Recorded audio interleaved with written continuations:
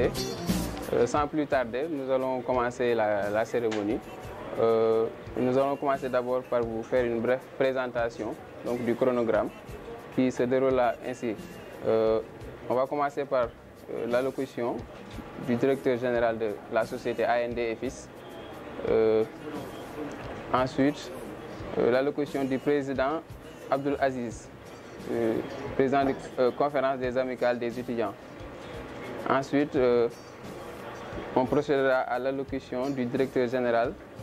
du Centre régional des œuvres universitaires de Thiès, M. Cheikh Diagne. Ensuite, il y aura une dégustation, puis on va terminer par les remerciements. Voilà. Donc sans plus tarder, nous allons donner à M. Abdoul Aziz Ndiaye, le représentant de l'habitat.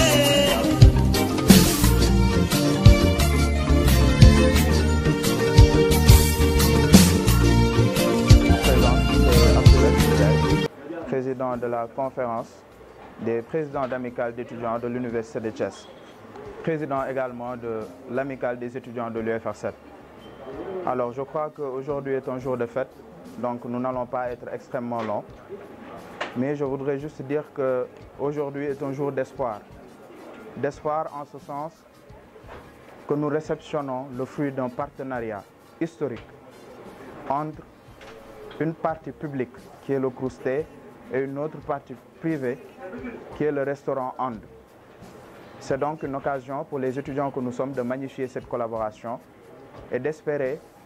que cette première réalisation est le fruit ou bien sera le premier d'une longue série qui va suivre et qui pourra permettre à l'étudiant thiessois d'être dans de meilleures conditions. Parce que c'est ça l'objectif de la coordination dont je suis à la tête. C'est ça également l'objectif du CROUSTE. C'est ça l'objectif de tous les acteurs de notre système éducatif. Et donc, nous avons l'habitude de dire que l'université, c'est une fluctuate nec mergitur. C'est un bateau qui tangue mais qui ne sombre pas. Qui ne sombre pas parce que tout simplement, c'est tous les acteurs qui ont à cœur justement de mener le bateau à bon port. Donc nous félicitons le partenaire privé, nous félicitons le CROUS.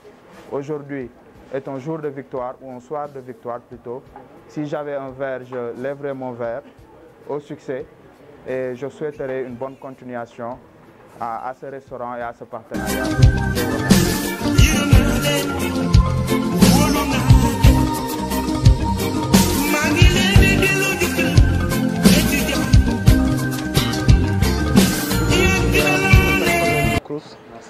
Pour en fait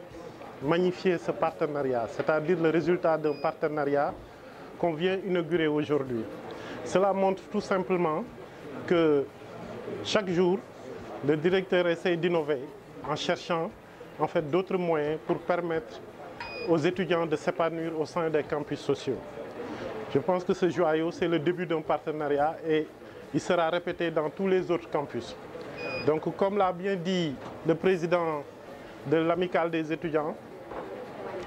donc ils sont satisfaits de ce partenariat et ils remercient en fait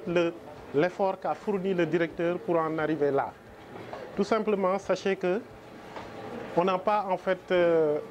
comme l'a bien dit le président des étudiants, on n'a pas le budget pour réaliser certaines choses, mais ça ne doit pas être un obstacle. Et ça, c'est en fait la mentalité du directeur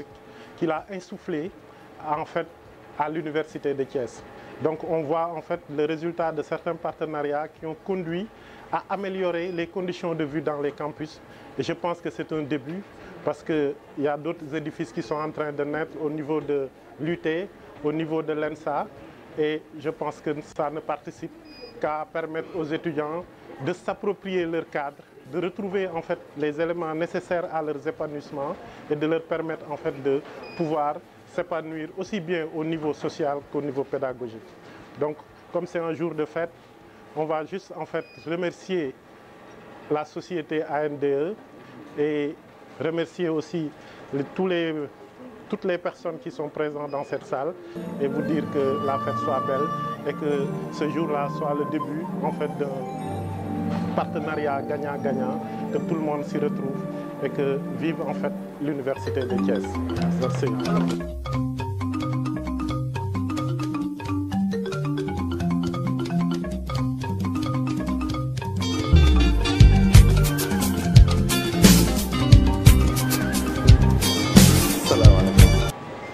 maa ngi leen di nuyu ku ci nekk ci turam ak sant di rafetlu aussi jotaay bi bu baax a baax di leen sant te xam ne di jégalu nag xaw nañoo guddee maa ngi sant kurus bu Thiès yëpp maa ngi leen di sant parce que ñoom ñoo ma mën a jàppale tey ba nga xam ne war nañ leen a mën a wan lii mu jaare ci directeur général bi Cheikh Sall maa ngi koy sant di ko gërëm maa ngi koy sant bu baax parce que bi ñëwee wax ak moom am luñ ko wan bëgg lu neex étudiants yi moo tax xamul woon ndax mën nañ wala mënuñu mais lim ñu jot a wax mooy bu fekkente ni lii ngeen nammal étudiants yi de mën ngeen a commencé xooluñu sax lu ngeen ci wax automatiquement par téléphone commencé leen liggéey bi ndax man lu neex étudiants yi rek moo ma fi ba kon kooku boobu njiit bu ko nit amee da nga koy jàppale te ñun aussi am nañ yéene liggéeyal ko parce que milieu université dafa bëri ñoo xam ne dañ fay nekk bin fay nekk ak nan fay nekkee mais moom ku nekk xam na ni kii liggéey moo ko tax a jóg booy wër di laaj nii rek ci étudiants yi ci boppam ñooy wax ci yow kon loolu dafa rafet fii bëri na ay njiit yoo xam ni boo laajee lan lay wax ma nga tege mais sa way rafet na ñu ngi sant nag étudiants yi bu baax a baax parce que depuis ñu ñëwee fii bruit bi ak liggéeykat yeeg yooyu yëpp ñoom ñu ngi ñuy comprendre des fois da ngay gis lu la neex ak lu la neexul yooyu yëpp aussi nga boole ko muñ kon ñoom xam nañ ne carrément ñoom ñoo ñu fi teg waaye ñun aussi tamit dinañ leen wan ne lu baax lañ leen bëggal ba ci yéene boobu biñ commencé di liggéey yaakaar naa liggéey bi am na ci sax fu ñu ko nattoon ci wàllu budget mais dem na ba dañ koo multiplier ndax bëgg loo xam ni moom da koy neex xool bëgg-bëggam bi mu am ci étudiants yi ba mënul automatiquement damay woote réunion mu xaw a dëgër ñu woote réunion mais ñoom dañ may fekk ci li ma bëgg ndaxte man li ma bëgg mooy moom li ma bëgg lu neex étudiants yi te lii nag dañ ko commencé mais entreprise bi dafa nekk projet boo xam ni projet bi dañ ko créé uniquement pour mu wër université yi ci Sénégal yëpp mais nag dañ bëgg mu ëppee Thiès ndax nag wax dëgg yàlla bu ma soñoon moom moo ciy ëppale léegi nag bépp projet boo xamante si nii moom bëgg na ko moo ngi nii toog des na ci moom matériels yi bagages yi non bu dee def une semaine 2 semaines 10 jours lépp lu mu fa soxla mën nañ ko teg ci dépôt ba mu ko bëggee ñu commencé ko lii liggéeyu 2 mois la kon pare nan pour teg ko ci fépp foo xamante si nii étudiant mu nga fa Thiès lii nii pare na pour nekk foofu ngir bëgg rek lu ko neex ak lu neex étudiants yi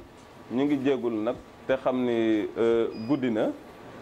wax dëgg yàlla jël nañ temps bi lu bëree bëri mais université du tey la ci entreprise bi dugg ñun ñu ngi Dakar ak yeneeni nit yoo xam ne ñu ngi liggéey ak ñoom ñu ngi hôpital principal ñu ngi hôpital CTO ñoo ngi Cour Sainte-Marie ñoo ngi Dubaï Forward ñoo ngi direction totale des Almadies lii du gan ci moom ñun liggéey rek moo ñu tax a jóg ku ñu may sens dinañ liggéey ak yow kon pare na pour ñu liggéey ak yéen